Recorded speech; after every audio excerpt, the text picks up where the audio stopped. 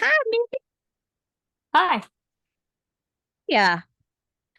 Oh, fine. It's been a long week. How about Yeah. you? It's been a long fucking life, okay? It's been a long fucking life. I am fucking tired. Like, this is gonna be interesting. It's been a long goddamn day at work. We'll just put it that hmm way. hmm How about you? I Good day mean, at work, bad day at work? work wasn't so bad. It was actually one of those things where my going back to work was like basically going that like taking a break from vacation because my vacation was so No, and I know I'm you sorry. have about the same thoughts with your time off that you had. Um Yeah. so just a lot. Just a lot. Yeah. Well, hi everybody. Hi. This is this is the Neurodivergent Convergence podcast. We are two neurodivergent best friends who every week come on and talk about our experiences as neurodivergent people in this neurotypical world because we're living in a neurotypical world and we are not neurotypical girls. Mhm. So, yeah, here we are. I'm Nikki, and that's Amanda. Say hi, Amanda. Hi, Amanda. I gotta do that joke every time. And we're best friends, hmm and we love each other very much. And yeah, this is our podcast. Welcome. We're glad you're here. We're glad somebody cares. So we're here for you every So Thursday. so so just pop a squat, listen for a Yep. while, grab a Yep. snack. Sit down, kids. Grab a hmm snack. We're going to talk at you today about lots of things. But per usual, we like to start our shows with a little bit of fun and fuckery. And this week is no exception.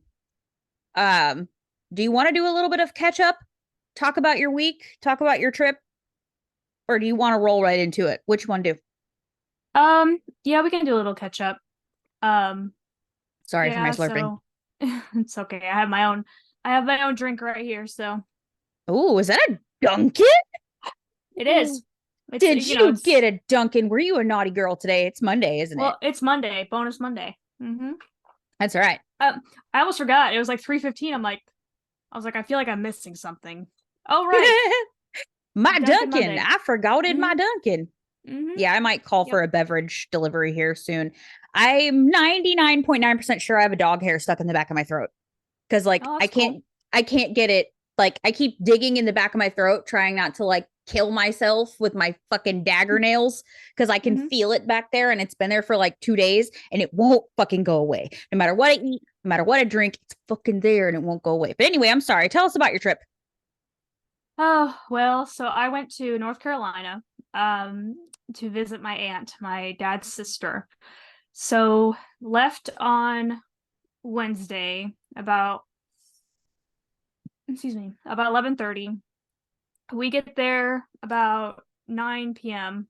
Um trip was fine. It's just my dad is a lot to travel with and he hasn't flown in 19 years. Oh, So, Jesus. A lot has yes. changed in 19 years. Yeah. And so it was just a lot to basically help him with, which is fine, but my dad can grumble with the best of them, basically.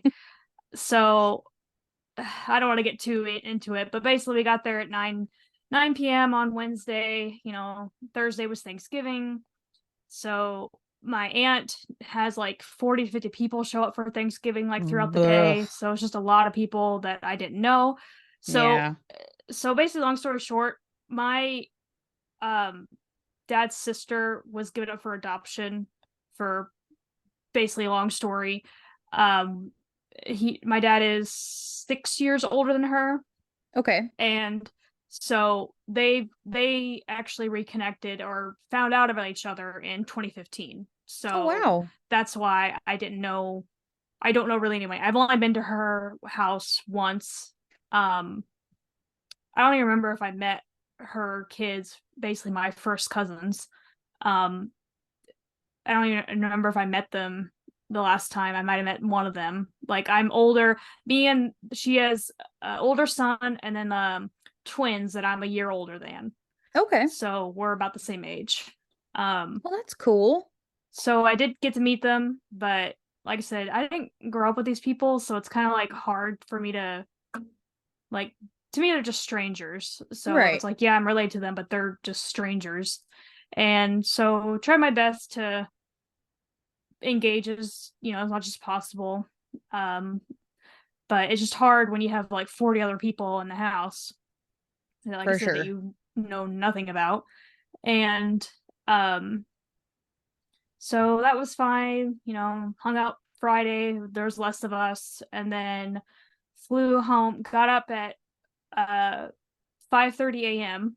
her Yep. time, 4:30 a.m. my time. Got, because she lives about 2.5 hours away from the airport.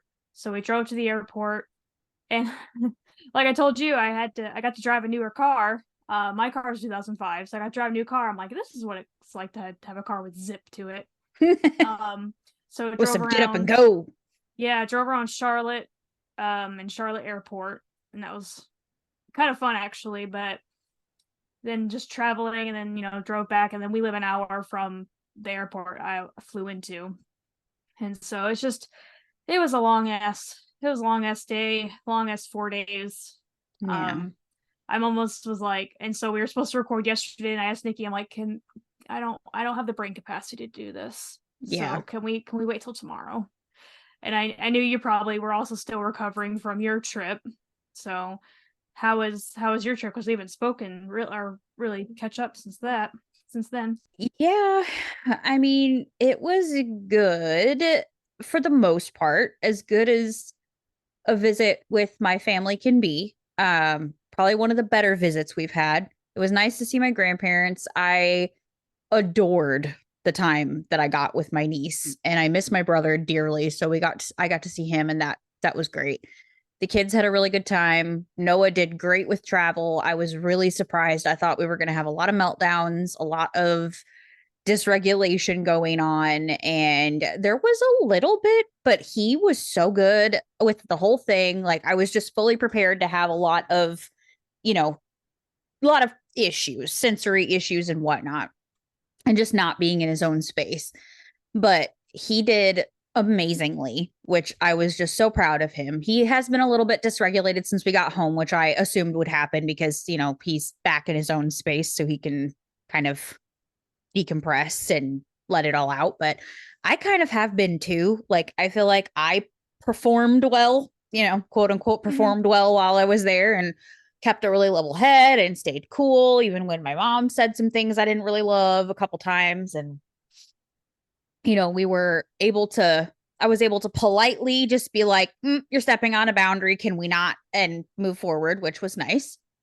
And so when I got home, it took me a little while to just sort of decompress. I had a small meltdown ish on the way home from the airport because we did not have time to stop or eat really anything other than airplane snacks the entire time we were traveling.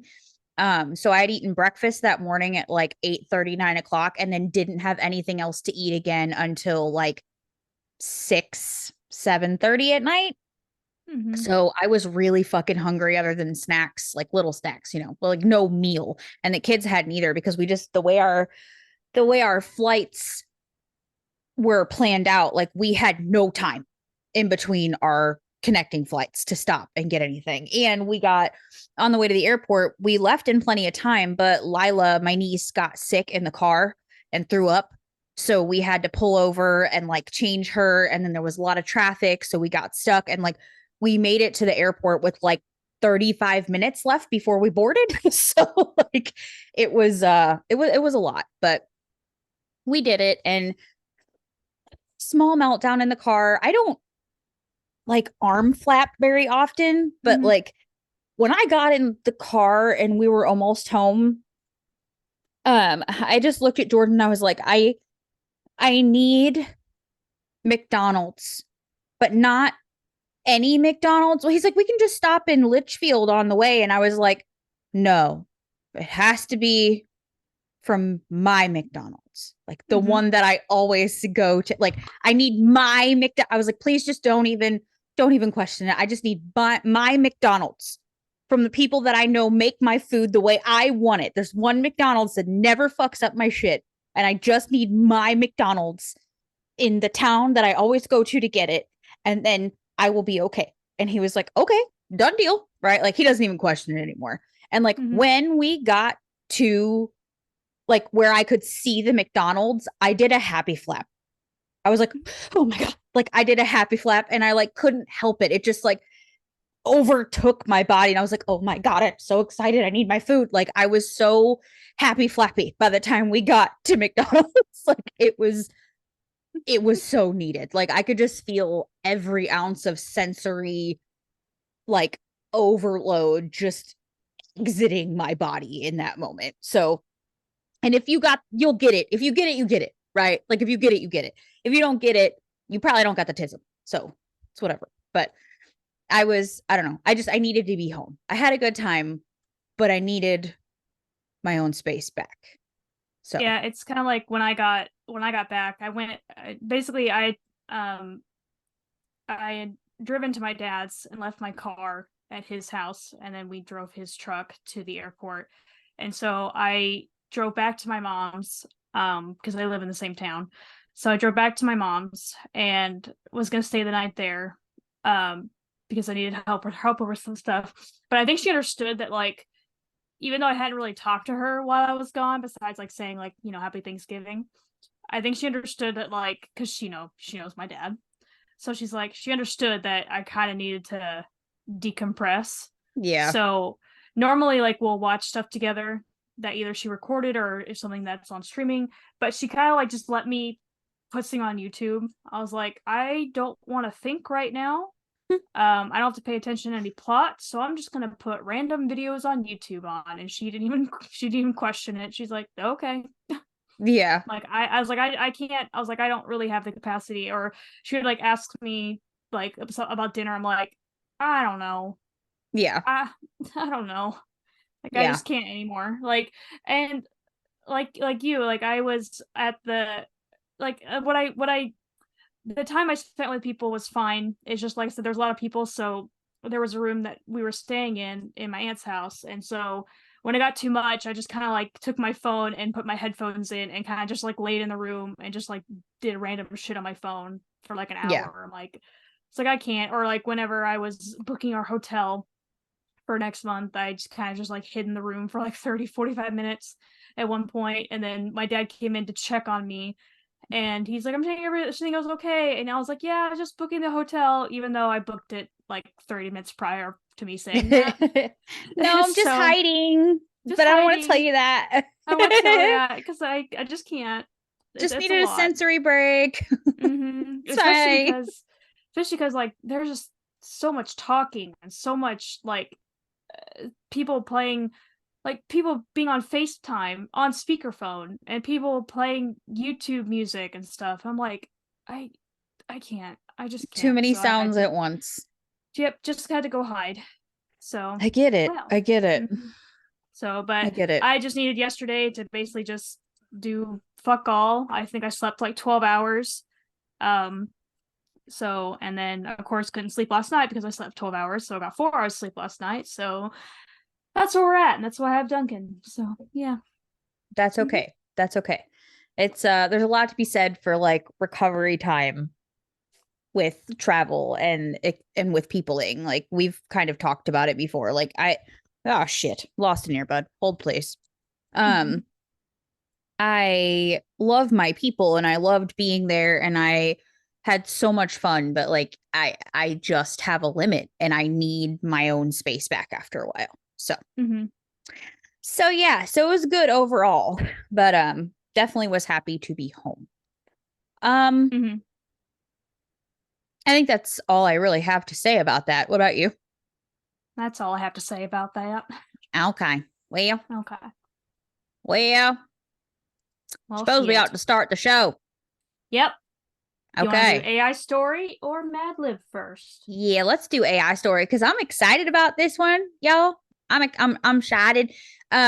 As promised last week, we have a new character to introduce to you this week in our AI story.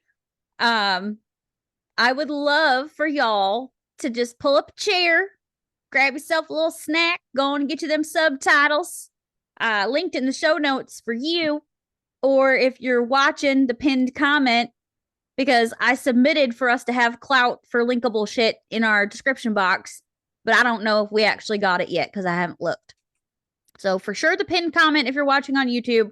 Otherwise, show notes wherever you show note. I would like for y'all to buckle up and listen because we got a new story in the Chronicles of Jeremy and Friends. Hold on to your butts. Hold on to your booties. Here you go. Ready? Okay. This is the sentence I gave the lovely AI over at InforKit, not Spencer. Okay, here we go. Jeremy, the psychic cat, and the unicorn were absolutely exhausted. So much has happened in this quest to find new magic. They needed to take some time to sort it all out in their heads, so they decided to stop at a pub for a bite to eat and some much-needed rest. Little did they know that at this pub, they would meet yet another important companion on their travels to come. Finnegan, the fainting goat. That is what I gave the AI, and this is where we go. Okay. At first, Jeremy didn't recognize the goat as he found him weird. He was big and had horns and woolly white hair. As they were talking, Jeremy could sense something about this goat that struck him as odd. This goat appeared to be telling Jeremy stories, a strange type of magical stories that he couldn't understand. Jeremy and the unicorn spent the rest of the evening listening to all the stories the goat told them about some creatures that lived under the pub and another magical beast that only lived on the bridge. Could that be a troll? Trolls and goats and things. Pause. Pay the troll toll.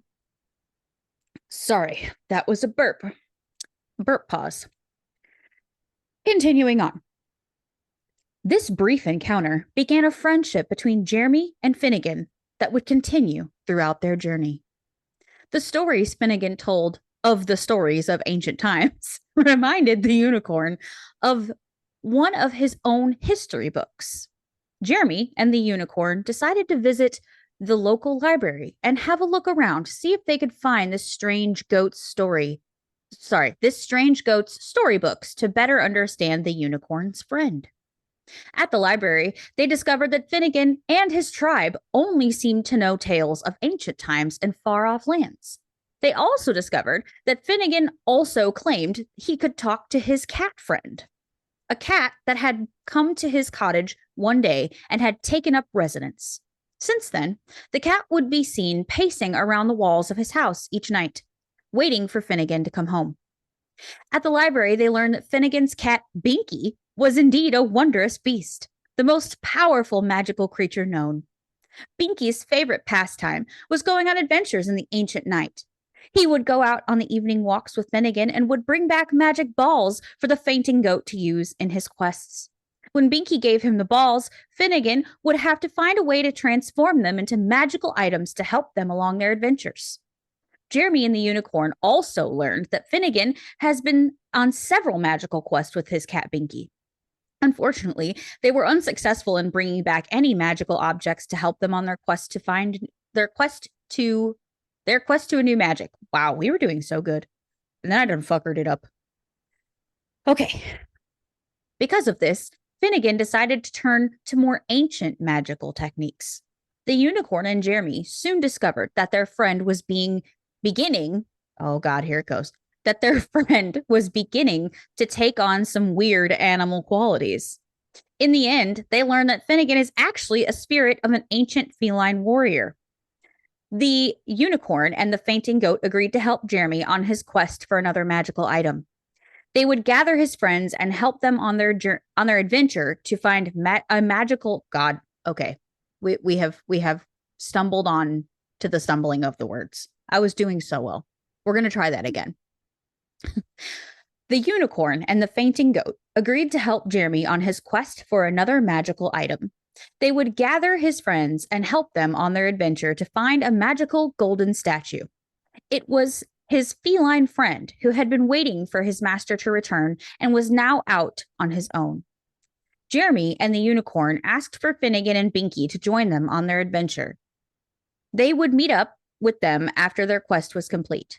They all embarked on their new journey together, journeying to a land known only to the unicorn.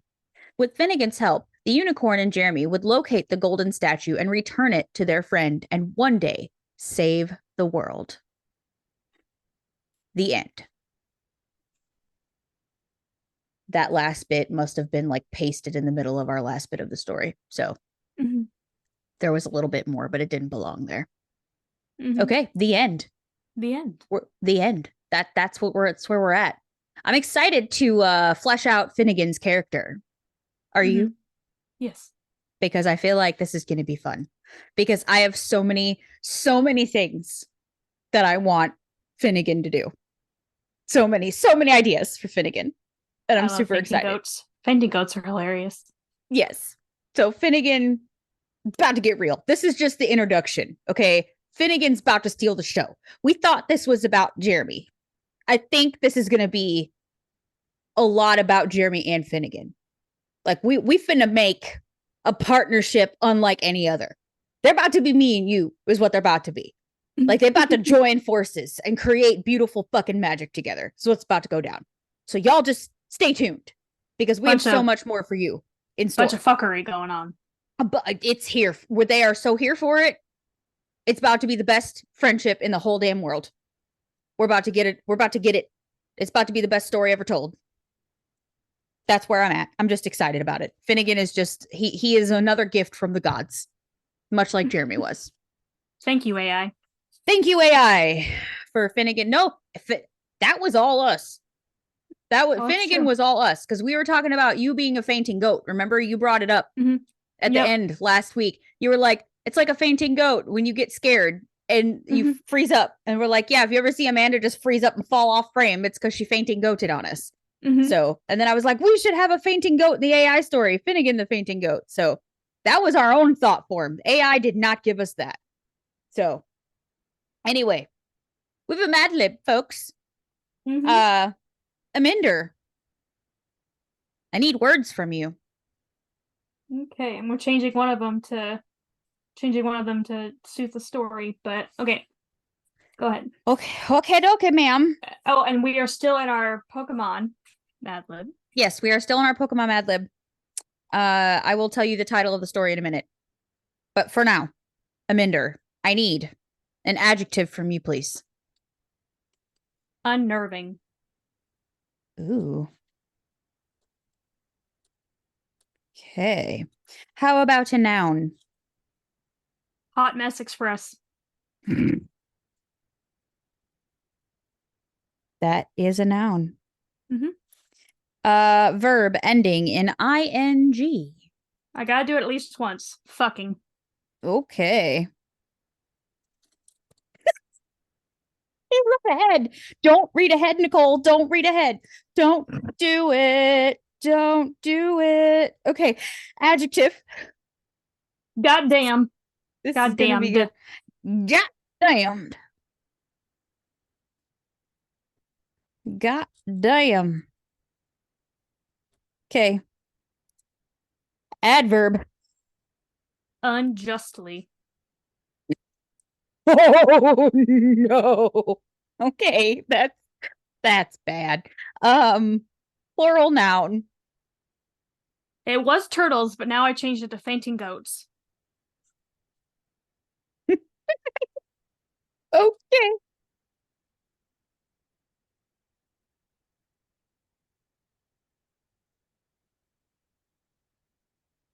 Okay. Another plural noun. Tramps. Like Lady and the Tramp. Or Tramp Stamp. Tramps.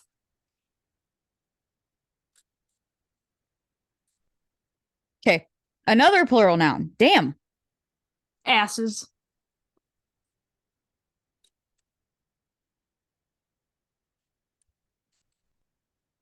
Okay. Adjective. Obnoxious. That's an M, not an N. Lord Jesus.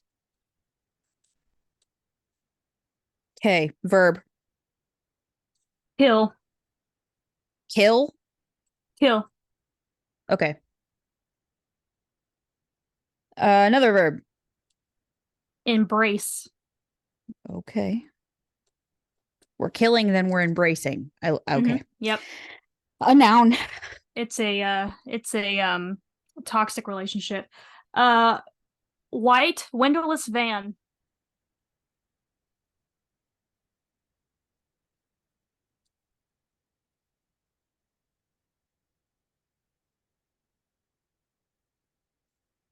Windowless van. Okay. Adverb.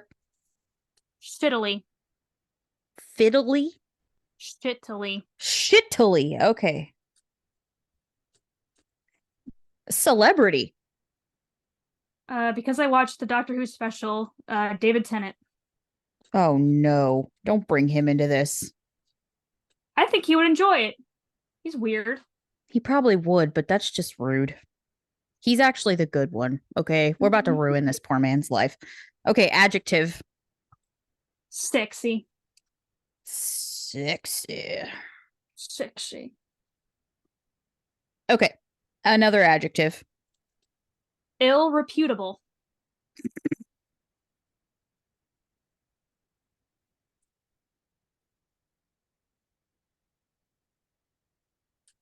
And then finally, another plural noun. Hemorrhoids. It was hernias, but I just all of a sudden thought of hemorrhoids. That's funnier. Yes, it is actually. Okay. Oh boy, guys. This is going to be difficult to read, so just hang on. It's bad. What's the title, though? It's so bad. Okay. The title is Travel Guide to the Alola Region. Okay. We're going to go slow because it's going to be a lot of laughs. But yawn counter number 1. Hey, we were pretty far in before I yawn this time. Pretty far in. We're doing great. Okay. Ready? Here we go. Thank you for visiting the unnerving Alola region, a hot mess express that has something for everyone.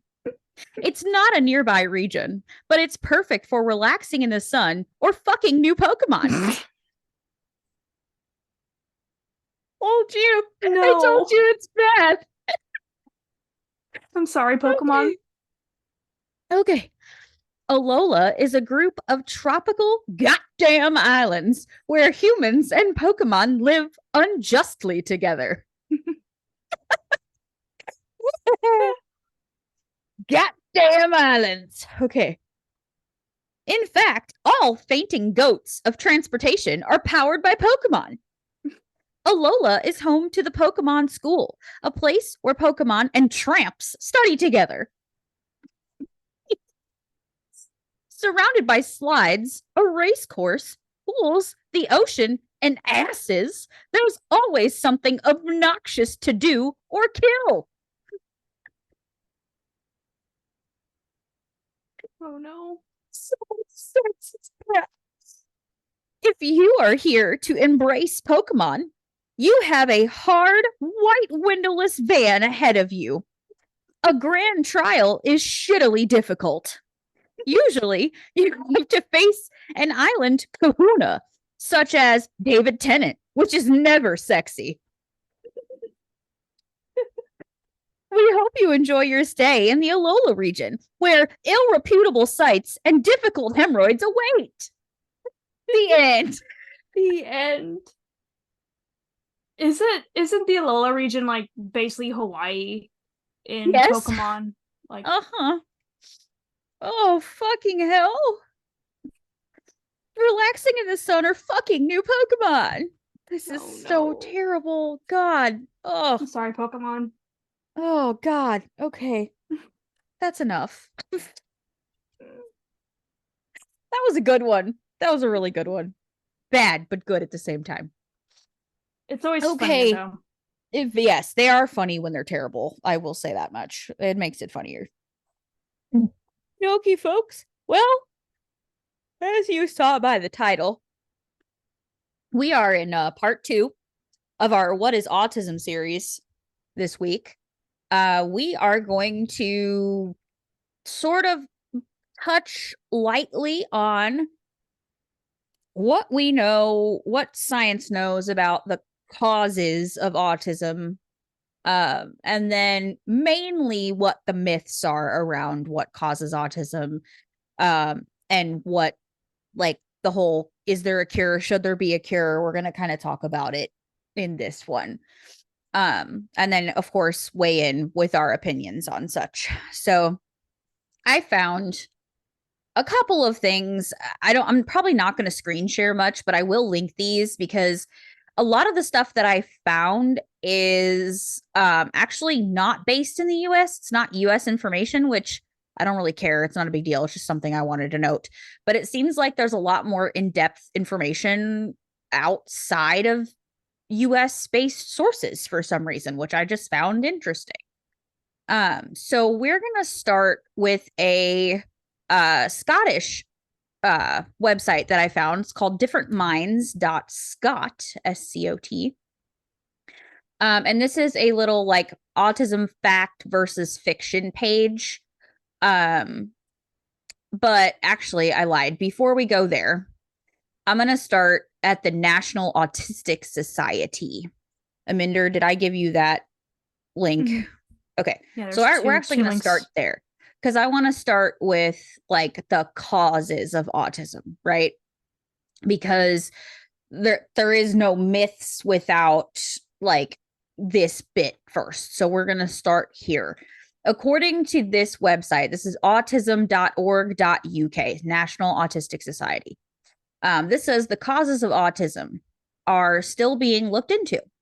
Many experts believe that there isn't one specific cause and that there are genetic factors. We are always looking to understand more about autism and welcome any research in this area. And then this says possible causes. Evidence suggests that autism may be genetic. Scientists have been attempting to identify which genes might be implicated in autism for some years. Autism is likely to have multiple genes responsible rather than a single gene. However, it is not caused by emotional deprivation or the way a person has been brought up. There is no link between autism and vaccines. Much research has been devoted to this issue over the years, and the results have comprehensively shown that there is no link. And then it says find out more on the NHS website. So, and then this goes into like the whole cure stuff. So basically, like the last sentence of the first paragraph, it's like it is not caused by emotional deprivation or the way a person's been brought up. Basically, the whole like nature versus nurture thing. Like, correct. You don't just basically if you treat someone as if they have autism, they're not going to just develop autism like correct. If they don't have it. So yeah. So with that being said, we've sort of mentioned it before, and I said it last week. On 2, here we go. It's fucking it's 3 actually. Is it 3? It's 3 actually. Yeah. Because there was a burp before. Okay, it's 3. I believe you. I don't know. I missed several of them last episode, so it's fine.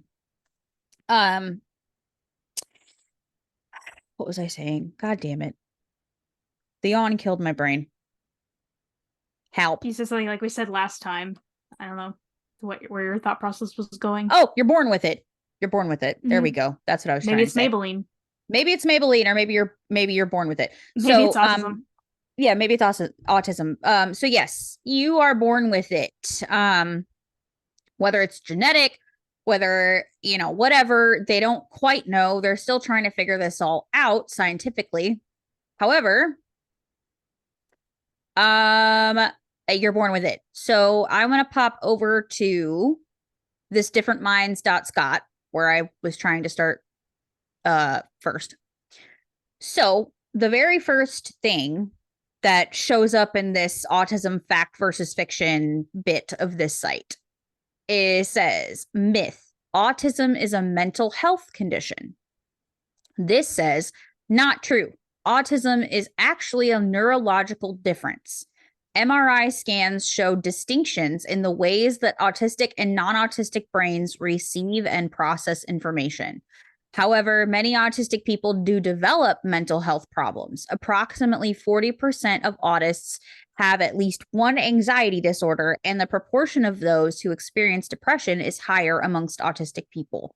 Mental health issues and anxiety are not inherent in autistic people and can often stem from a lack of understanding, feeling pressure to fit into normal life. Whilst autism is an intrinsic part of who a person is, depression, for example, is no more a part of an autistic person's personality than it would be for a non-autistic person. And then they have a source. Cause and effect. Cause and effect. Correct. They cite a source, the Royal College of Psychiatrists. So it's not just someone saying something. There is actually a source for this as well. So again, I'll have all this linked. You can go rabbit hole that. God damn it. You want to. So annoying. Okay. Maybe you need to read a little more. Do you want to go to the next block? Oh, the myth. Yeah, the next myth. Okay. Or actually, do you want to weigh in on that? About the whole depression being and like anxiety being part of that? Or... Yeah, about this whole that it's not actually, we kind of joke that like we have a cocktail of mental health conditions, right? And it's part of what we say a lot because it's just a joke. But like this is saying it's not technically classified as a mental health condition, which actually I thought it was. So I'm surprised that it's not. It's not considered a mental health because the way it's talked about, it seems like it's like a neurodevelopmental thing. It's right. But I feel like how it's talked about most often is that it's some version of a mental health condition. It's at least how I've always categorized it in my brain, even though I know it's like how your brain develops. Still, for whatever reason in my brain, it was like, oh, it's like a mental health kind of thing. But I guess that's obviously wrong. How do you feel about it? It's kind of like the whole, like all neurological issues are, or I'm trying to think how I want to phrase this. It's kind of like saying all mental health issues are neurological, but not all neurological things are mental health issues. I don't know. Okay, yeah. It has to do with your brain. Because, mental, neurological, brain stuff. Right. Smart words. Smart things. And like the whole like logic puzzle thing. Logic. Right. But words. But the it makes sense. Like the whole, like autistic people might have a higher chance of having depression or anxiety or both than non-autistic people. Right. Which makes sense. It's also kind of like the whole, a lot of people, like a lot of adults get, especially like women, get later in life diagnoses of autism or ADHD when the whole time they just thought they were depressed and anxious. Correct. So because it's like they don't understand, like even my psychiatrist that prescribes my ADHD medication, she said that the reason why ADHD medication helps with depression, anxiety, it's because it's taking that pressure off your brain, basically. Like, right. Like, why am I so like? Basically, it's like quote unquote fixing what you thought was just inherently wrong with you, for lack of a better term. Because it's like you go through life thinking, well, there's just something wrong with me. I don't know what it is. There's just something wrong with me. And I can tell I'm different, but I don't know why. And that causes, depression and anxiety in somebody. So that does make sense. It's like, so a lot of times that when people take, like get treatment for ADHD or autism, it often helps with whatever mental health issues they may or may not have. Now, it's not to say that like all autistic people have depression, anxiety, like, or all people with depression or anxiety are autistic. That's obviously not what they're saying. But it's like the whole cause and effect thing. Like if you go through life thinking that there is something inherently different about you and you don't know why, then obviously that might cause issues like mentally. So if you go through life thinking you're a fucked up horse and not a normal zebra, that's going to do some things to you. right? Mental health Exactly. wise, it's going to cause mental health problems for sure. Then you find out you're a normal zebra, not a fucked up horse, and things start to get better mental health wise. That's how that works. So, Right. Because like I even told my psychiatrist when she was asking me, like after a couple months of taking my ADHD medication, she's like, how's it helping with your, depression, anxiety? And I told her, I'm like, well, it hasn't, completely gone away, but right. like stuff has happened to me like in the past few months that if I wasn't on this medication, I would have had a complete like fucking meltdown. Like I would have gotten to such a, like a deep depression or like a panic attack if I wasn't on this medication, just based on like random things that have happened, even those basic shit. So I can tell it helps because it's like it's taking the mental load off of that sort of thing and just helping me overall. So let's move on to the next one. So it says myth: autism mainly affects young children. False. Neither age, cue Dwight Schrute. False. Neither age, gender, nor ethnicity matter. People are born autistic. Some autistic people don't get a diagnosis until adulthood, but they still have been autistic their whole lives. Many autistic adults try to hide their autism as they feel they can't be the real version of themselves for fear of judgment and lack of understanding. And it said, find out more about masking. Yeah. Which, a lot of truth to that. For sure. I mean, I feel like that's pretty straightforward. I don't have a lot to sort of elaborate on. We've talked about this before that, it's not just the weird boy in the classroom who likes dinosaurs a little too much at age 14. Do you know what I mean? Like this is stuff that has gone unnoticed widely, and a lot of people, not just girls, but especially girls and the quote unquote higher masking, higher functioning, whatever language you want to put around that, which that'll be its own episode. It's something that does go unnoticed. And we do find a lot of women being diagnosed, like you said, in their adulthood because we were sort of conditioned to behave a certain way, or we might be a little bit more, certain people are a little bit more observant than others and learn what seems to be socially acceptable and then can replicate that. So that's where masking comes in, is you learn what looks quote unquote normal and you figure out how to behave like that, but it's not really who you are and it's not really what you want to do. And as someone who masked my way through my entire life and never quite could find who I really was or what I really wanted, when in 2020, when everything sort of fell apart, you didn't yet know that that's what was happening. I didn't know that like my mask had fallen off and like I wasn't able to do it anymore. But like looking back now, I can see that like when my life fell apart during that time, it was because I was trying so hard to be this person that I wasn't, and I just fucking couldn't do it anymore. And it blew my whole goddamn world up.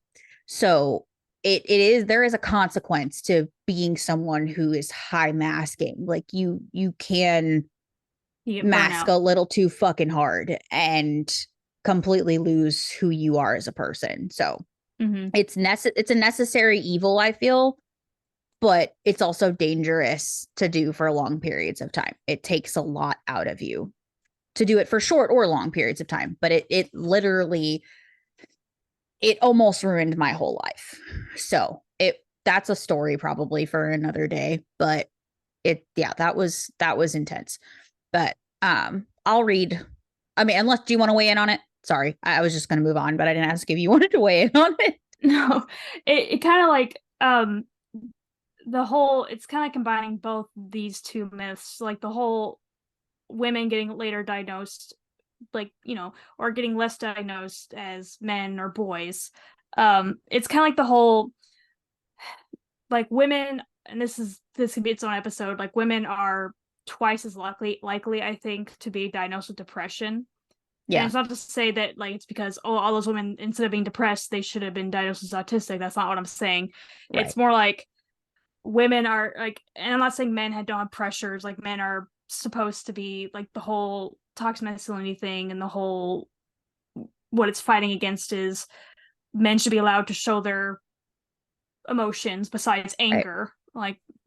Like there's more emotion than anger or lust. Right. That's the only two acceptable emotions men are allowed to feel in society, which is terrible. And because Yeah.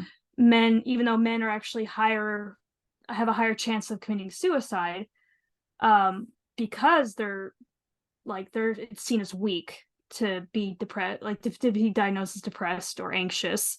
Um, so the whole women are less likely to be diagnosed as autistic because it's like, or have ADHD. It's because it's like, well, that's not like, that's not a thing that women really have. So you're just depressed. You're just Right. anxious. So instead of that's the whole like that's another whole like rabbit hole to go into.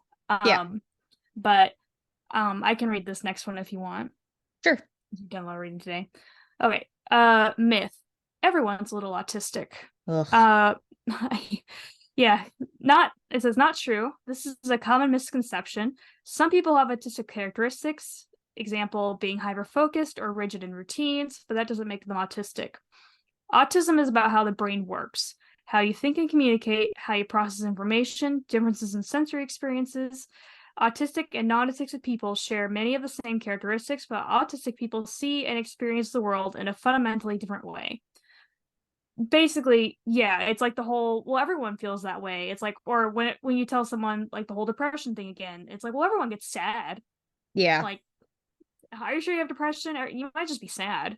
It's like or like ADHD thing. It's like, oh, you have memory Everyone issues. Well, everyone forgets forgets stuff. things. Everyone Yeah. forgets things. It's like, okay, but it's like consistently forgetting things. It's not like a once in a while thing Hmm. for just in general, like whatever it may be. It's not like once in a while thing. This is a consistent basis that happens to me all the fucking time.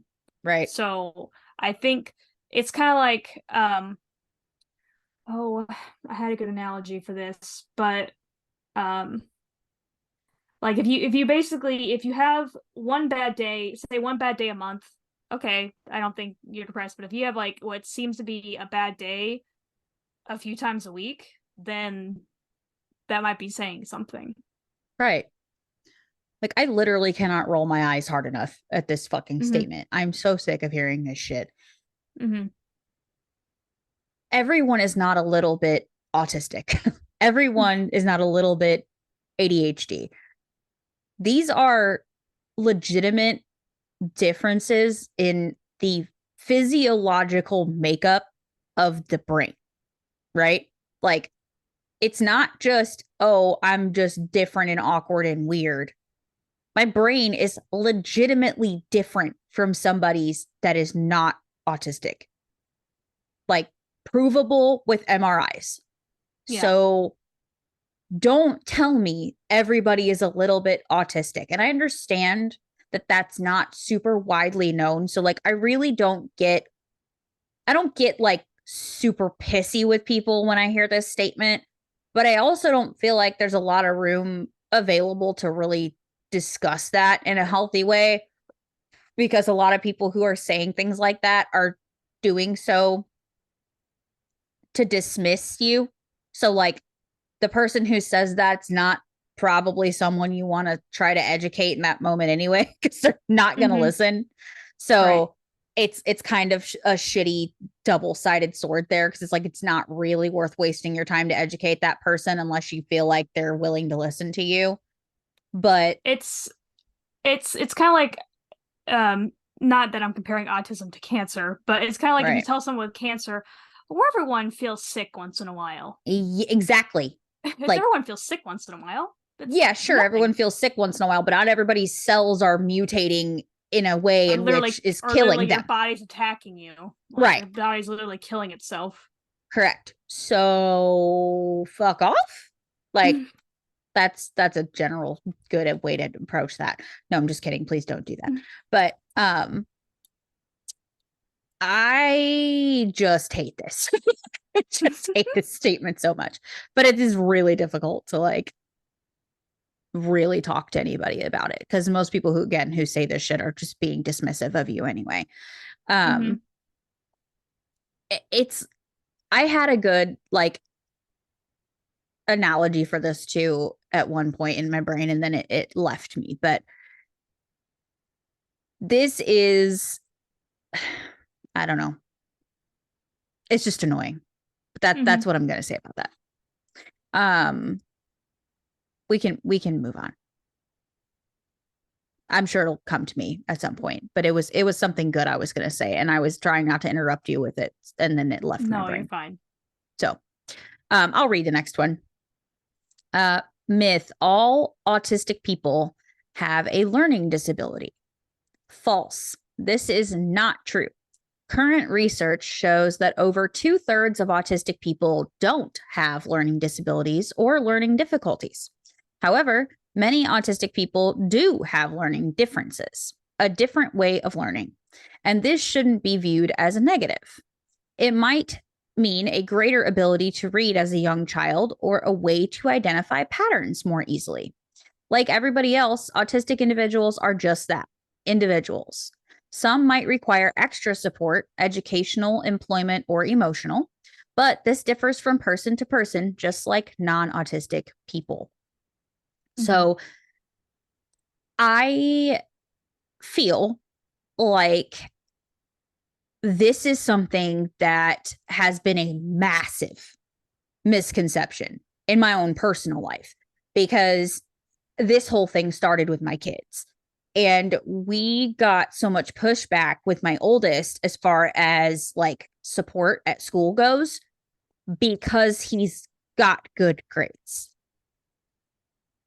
And this current school that we're in, we don't have this problem. But when he was first in school, in the first town we lived in, um, I was very irritated with the administration because they refused, almost outright refused, which is not even legal, to evaluate him for an IEP because he got too good of grades.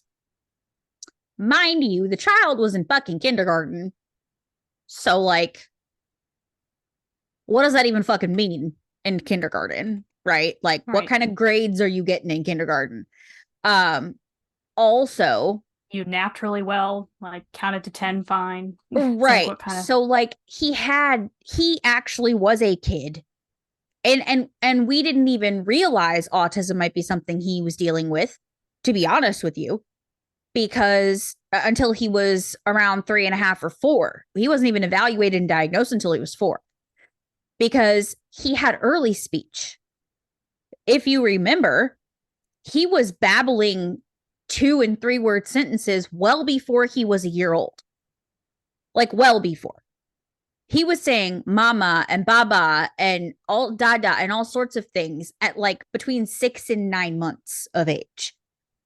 So he had really early everything other than gross motor and fine motor. So like those were the delayed things. He was I wouldn't, it's not super delayed, but he wasn't really steadily walking, but until about 13 or 14 months old. So just a little after he was a year old, which most kids are toddling around about that age, but he was on a little bit of the later end of that. And then we started noticing like the more social and emotional things. He was a very like personable kid, he loved everybody, but he didn't quite understand, like when he first started going to pre-K, he didn't quite understand what to do with all those other kids. And then we started seeing things pop up there, and conflict resolution started to become a big thing. Like there were a lot of tantrums that started then. And then we noticed a bunch of yeah. sensory issues start to come up. And it's like, that's about the time you start to notice, because the way that he handles things is much different from the way that every other kid his age was handling things. So, Yeah, I remember one very distinct thing. I don't remember exactly how old he was. I want to say like 3 or 4, but you were at my house with him. I would say he was like 3, but it had just rained, and so like my porch was wet, and yeah. he wanted to go down my steps on his butt, like just slide down I'm like, no, it's wet, you don't want to do that. And so I picked him up and was trying to like pick him up to like take him down the stairs to like stop him from doing that because he's gonna his shorts all wet. And he like basically threw a tantrum and like screamed and then like got like broke out of my grip, ran back to the door just so he could slide down the stairs on his butt. Like he absolutely had to do it. And at the time I'm just like, sorry, but it's like, you're being a bratty kid, stop. Right. Like so you're just like, stop, you're being really over dramatic right now. And so like, but that's like a lot of like toddlers. Like you make a toddler, like that's what they call it, a three-nager. It's like three-nager. It's like, so but at the time, like you can't give them the pink cup when they want the fucking blue cup, right? Like but for him it was more than just it's a blue cup and I wanted a pink cup or I want to go downstairs on my butt. Like he was genuinely fucking terrified to walk down the stairs. Like he literally couldn't do it. Like he couldn't bring himself to go down the stairs any other way. And that is how he learned to go downstairs safely. So in his brain, that's how you go downstairs. Like you don't walk downstairs. And now knowing that he's autistic, right? And like now getting it ourselves, like you just do things the way you do them. And then when you can't do them that way, it causes anxiety and fear. And I even remember like when you were giving him a when you were giving him a bath, like when you were filling up the tub, he would do this like when you're filling up the tub and like or like when the toilet was being flushed. So it's like, or he couldn't even be in the bathroom when I turned the tub on. And like I'm at the time I'm just like, you are being so over dramatic, child. It's so but the time it's like, oh, I get it now. I get it. Yeah. That's been his whole life. He's been very dramatic, very dramatic child. But well, it's kind of like it's part of it. Like I've talked like about it before. Like difference between me and Mark. Like Mark, anytime like fireworks, he would do that, and so whereas me, like because Mark is more, and this is a myth later. It's like Mark is more outwardly autistic. Like Mark got diagnosed not necessarily with autism, but at least with ADHD and like later autism. But he got diagnosed junior high, I want to say. Like, I want to say he got diagnosed with ADHD, like, elementary school, and maybe got diagnosed autism in, like, junior high. Yeah, because I remember when he had already been diagnosed before I met you, because when I met you, you had told me he has Asperger's. So that's what I knew of Mark, was when you introduced me to him, and then you were telling me about him before you introduced me. You're like, oh, he has Asperger's, and I was like, oh, okay, and then because like you said, the whole like Nick didn't get diagnosed because he was too good in school, where it's like same for like me. It's like where I told you I had found like my report cards where it's like I wasn't necessarily like misbehaving in school, but I obviously like teachers would note that like Amanda talks too much, or can't sit still, that sort of thing, but I would get really good grades. And so basically the difference between me and Mark is because he did worse in school and because he did have more like outward tantrums, then it was easier for him to get diagnosed, where my mom gave no indication, and that's not her fault, I'm not blaming her. Right. Like my mom gave absolutely no indication that I could even possibly be ADHD or autistic. Like even like, and it's not like it was a denial thing. She just not even like fathom. It's like, well, she's not like Mark, so she doesn't have those things. Right. So that's like the whole, she does good in school. She, stays organized, whatever. So she doesn't need me to get onto her to get stuff done. So she can't possibly be these things. So right. That wasn't even a thought that crossed her mind. So that's the whole difference. Well, no one was looking for it in us in that time. Really, nobody was, unless we were completely nonverbal and, like you said, very noticeably behaving differently than other kids our age, like to the point where we are almost completely nonverbal or physically delayed in very noticeable ways. Like this actually goes into the next one. You can tell someone is autistic by looking at them. And it's like not true, obviously. Like we all are different. There is no look to autism. And all of the the parts of being autistic and the spectrum of being autistic shows up differently for everybody. So that's easily debunkable. Like you literally just explained. And between my two kids, I didn't realize Noah was autistic because he didn't present like Nicholas. So I wasn't looking for autism. I could see the ADHD from a mile away, but I wasn't looking for autism in Noah. But as soon as his teacher was like, no, I'm pretty sure he's autistic. And I was like, oh shit, how did I not fucking notice that? Do you know what I mean? Like, I felt stupid because I already had one kid that was autistic. And at this point, I'd already started to learn about myself and started, thinking maybe possibly I'm autistic. And this was like new into that for me, but I knew I had ADHD at this point. And I was like starting to come around to the fact that I also have autism. And his teacher, I remember the parent teacher conference, she kept like tiptoeing around it. And I was like, oh yeah, I know he has ADHD. We're thinking about getting him medicated next year. He's about to that age. She's like, no, we have to be careful with what we say, but I really think it might be the other A term. And I was like, what? She's like, I can't really say it. I was like, oh, you mean autism? She was like, well, and I think she must have thought I was going to lose my shit or something. And I was like, oh, wow, really? Like, I didn't even think about that. But now that you say that, I think you're right. And she just was like, oh, fuck, she's not going to yell at me. Thank God. And then I'm like, oh, no, like, it's totally fine. Like, you could absolutely tell me if you think he's autistic. Like, I would love to know that if you think that that's the case. Like, it literally never crossed my mind because Nicholas he's one of the only examples I have of autism in day-to-day life, and they don't behave at all in the same way, like whatsoever. And so it didn't fucking cross my mind. So my own fucking kids, one that was already autistic, and it didn't even cross my mind that my youngest was also autistic. That right there should tell you that not every autistic person is the same. When I have two kids in my own household that I am the mother of, one is very obviously autistic, and I missed it because it didn't look like Nicholas. It didn't behave like Nicholas. Yeah, completely fucking missed it. And then when I sat back and thought about everything, I was like, how in the fuck did I miss this? And I'm his mother. So like, it's not that fucking cut and dry. There is no fucking look to this shit, or I would have caught it, right? Like, Noah is, I wouldn't say much more autistic than Nicholas, but Noah had more physical delays, more learning things. He has speech delay. He had everything.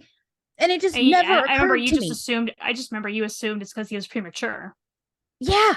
Like, and it was because I also assumed it was because of his multiple ear infections when he was little. Like, we just assumed he wasn't actually fully hearing all of the sounds we were making. Therefore, he couldn't form them properly. And so we had no fucking clue. Like, it literally never crossed my fucking mind. Nobody had ever said that word to me prior to his teacher in the second grade. So it was funny. She's probably had parents like scream at her, and which is why she did. She told me that. It's like my aunt and uncle like denied for years that Mark couldn't possibly have like ADHD. They didn't want anything wrong with him. Right. It was my mom that like fought to like get him. I remember you told me that. Yeah, like, she's the one that fought to get him to get in the diagnosis and get him into like the special classes and all that. Where my aunt and uncle were just in denial the entire, like, they did not, especially my uncle. He did not want a special needs child. Yeah, so I don't understand that. As their mother, like, I understand everyone's probably going to handle this news differently, but I cannot fathom in my brain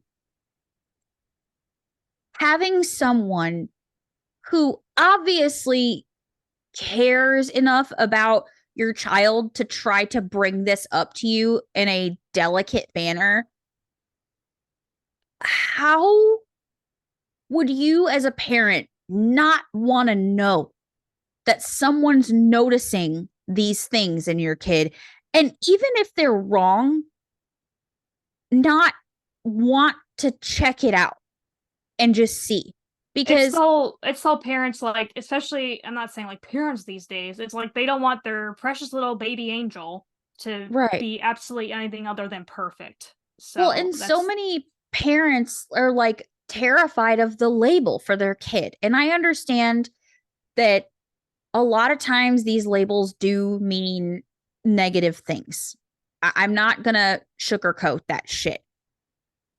However, we've also discussed before on the show that these labels are life changing in the best ways for this community because the label and the diagnosis opens you up for life changing support. Like it's night and day in my household since their ADHD diagnosis and their autism diagnosis and getting them into occupational therapy and getting them medication that helps their ADHD night and fucking day in my home. Okay. We don't have screaming matches anymore. We can actually connect with each other as a family. And a lot of that was me. Me being medicated is night and day in this house.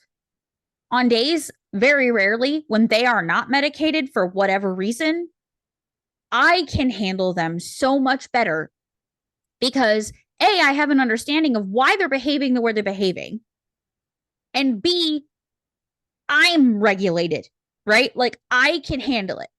And I just do not fucking cannot fathom why, as a parent, you would not want to have every fucking avenue explored to help your child succeed in the best way possible for them. I just can't fucking fathom it. Especially if a lot of this stuff, which I mean, and I know like insurance is a thing and not everybody has access to services and I get it. I get it. But like I just don't understand why you wouldn't want to at least explore that. Do you know what I mean? Like right. I don't know. I don't know. And also like the whole, just because your child gets diagnosed with ADHD or autism doesn't mean everyone else has to know about it. It's not like Correct. they announce it in morning announcements at school. Like, Right. by the way, It's little up to Johnny you was how you handle that diagnosed as a like parent, but little Johnny was diagnosed with ADHD today, so better treat right. him different. Better treat him different, children. So it's not like a lot of kids like probably had issues, like not issues, but like had like diagnoses and stuff that we had no fucking idea about because like Right. that's not our fucking business. So the whole like, why don't my child have a label? Your child's gonna have a label anyway, no matter what. Like there's labels for everything, like whether they're a band kid, whether they're like a mathlete, that those are all fucking labels. Like Yeah, or they could be labeled as the troublemaker or the the disruption class or the clown. annoying It's kid or like the whatever, all because their brain is desperately fucking craving dopamine and they have to get it from somewhere.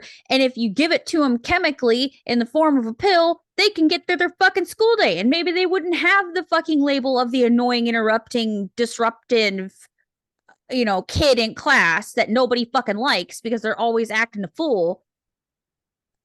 You know what I mean? Like, I don't mm-hmm. know, medication's not for everybody. I get it. But like, maybe little Johnny might benefit from some help in the form of some chemically induced dopamine. I'm just saying.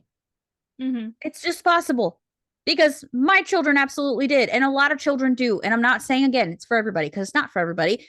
There's a lot of people that medication has never worked for and is never going to work for. It's just how the human body works with some people. Some people do not metabolize it properly and it does not help them. I get it. But for a lot of people, it does help. And you don't know unless you try. So, And this kind of like leads into the whole like being labeled as like the problem child. This kind of leads into the next myth.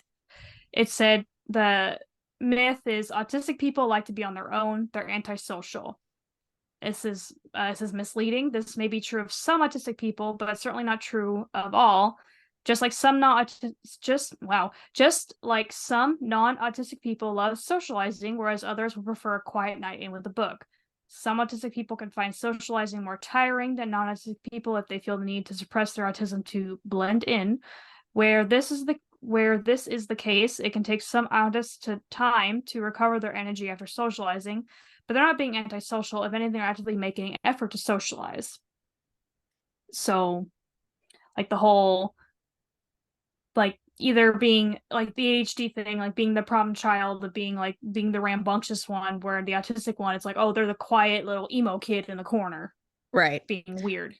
Or like we just talked about. I mean, we literally just spent a bunch of time with family outside of our own element. And while we enjoyed ourselves, it literally stole so much time from us, like so much energy, and we needed time to recover. Like there Where was a like tax to be paid for that time where like spent. my So, favorite time, my favorite part of me going like on my trip was my aunt and her foster sister, the one she grew up in foster care. They we went on like a 3 mile walk. Like we literally just walked, like she lives out in the country. So we oh, literally just walked.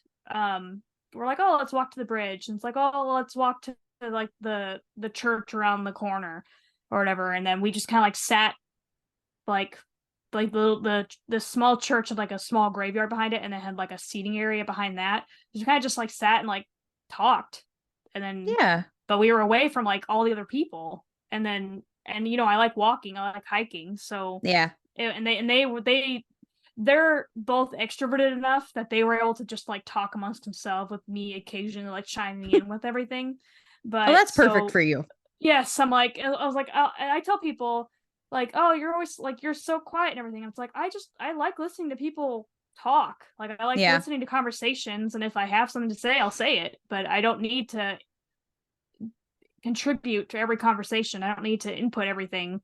Like, if I have a thought, I'll voice it. But so that was probably like my favorite part of the trip is just we just walked for like, just walked, meandered around the countryside for like an hour and a half. So yeah, and that's that sort of was your version that of sort of thing. socializing. Mm-hmm. Where I didn't have to be around 40 other people I didn't know. Right. So Yeah, I yeah. mean, I'm with you on that. I actually am a lot more extroverted than you are, and but again, like while I enjoy my little bits of extrovert time, I pay dearly for that later. Like this little excursion I took where I had to people for a long period of time and sleep in a bed that wasn't mine and hang out with, granted it was family, but it's taxing to me. It took so much out of me. I was so done. I just wanted to lay in my bed for like 4 days straight. Like I literally wanted nothing from life other than my bed. And I needed it. Like I needed to be nowhere and do nothing. And it That was that glorious. that was me yesterday. That was me yesterday. Yeah. So I I needed get it. zero expectations from my life. And it needed to happen. So I was very grateful that I had PTO time built in after this trip because I fucking needed it. Mm-hmm. But anyway, moving on So I to the wonder next if one. we want to kind of, it's been over an hour and we are only like halfway through these. I didn't know there's so many on here. Yeah. Halfway through these. I don't know if we want to do like a part B of part two. Yeah, Part we can. 2.2b. Yeah, we totally can. I figured the myths one was gonna be a Yeah, meaty boy. that's why I messaged you and I was like, the myths might bleed into the next one that we go into, so because Yeah. there's a lot. I was scrolling, I'm like, oh, there's like 7 more right here. Yeah, there's a lot more. And I feel like we could kind of weigh in on each one of them. So I think Mm-hmm. you're right. I think we should continue the myths for sure next week because I am starting to get to that point where I'm getting kind of tired. And Mm-hmm. I do need to get to some sort of normal bedtime tonight because I literally ran myself ragged today. I was so fucking sweaty at work, like so sweaty, Mm-hmm. just running around like crazy. We had another sale and Mm-hmm. we did so much shit today. Like I literally didn't stop moving from the second I fucking walked in there until 30 minutes before I fucking left. I got there at 8:30, left at 5. So I was happy to Yeah. sit for all of 20 minutes for a lunch. So Yeah, we have like completely different types of jobs, but like normally, granted, I had to catch up on stuff from being gone, but mm, like something that would normally take me like 15 minutes took me like an hour and a half today. And it's because like everything was going wrong. So Yeah. today was just like a long day as well. And I'm unmedicated, not of my own fault, because the fucking pharmacy is out of my medication and has been for like days. So I'm waiting for them to get a shipment of my medication. So I've been unmedicated for the past 3 days. So that I'm struggling a little bit. So I feel that.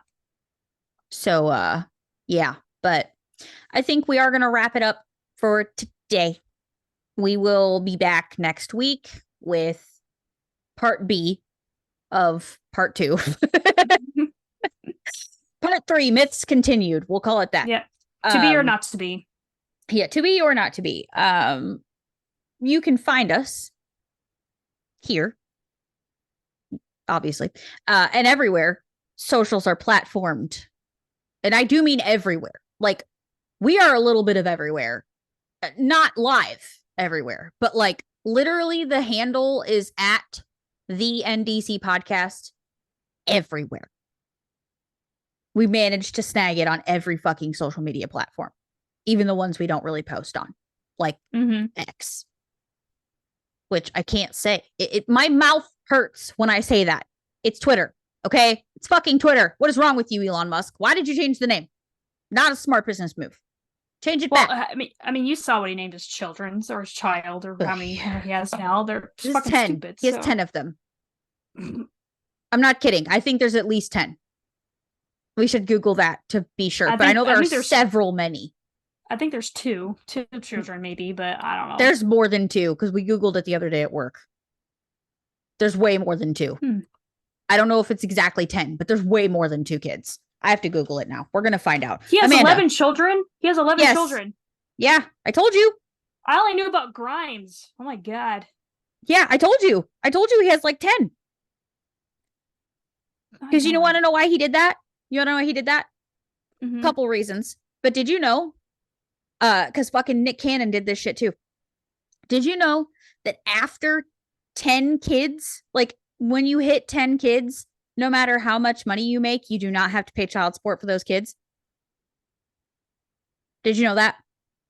I mean, if you have no kids, you have no child support to pay, but okay. Correct. But so you can have 1 kid or 9 kids. You'll pay child support based on the amount of kids you have, right? However, as soon as you hit 10 kids, you don't owe not a single baby mama a fucking dime. Not even the baby mama that you knocked up first that you've been paying. All that fucking child support stops after 10 kids and they like, get not another fucking dime. And he's worth the richest millions. Yeah, it's like with his stupid family emerald mine or diamond mine, whatever it is. Elon Musk is worth billions. Nick Cannon's worth millions. And none of these motherfuckers are required by law to pay fucking child support. Can you believe that shit? That is America, folks. Not a goddamn dime is owed to any of these baby mamas they knocked up. What about South Africa thing too? Because he's from South Africa, isn't he? I don't know.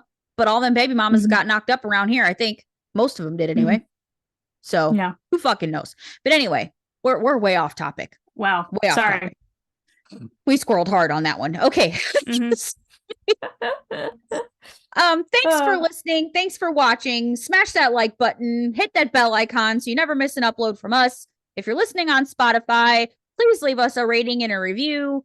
It really helps the show. We're actively working to figure out why the fuck we are not on Apple Podcasts. I have been saying we're on Apple Podcasts this whole goddamn time. We are not. It's a fucking lie. And I can't get Apple Podcasts Connect to fix it. So, fuck. Somebody help me. I don't know how to fix this. Something's broken and we need to fix it. So we got to figure out how to get on Apple so more people can hear this shit. Because not everybody listens on Spotify. Okay? But anyway, thanks for watching. Thanks for listening. We love you. Come on back next week for part 3, Myths Continued. I love you, Amanda. I love her too.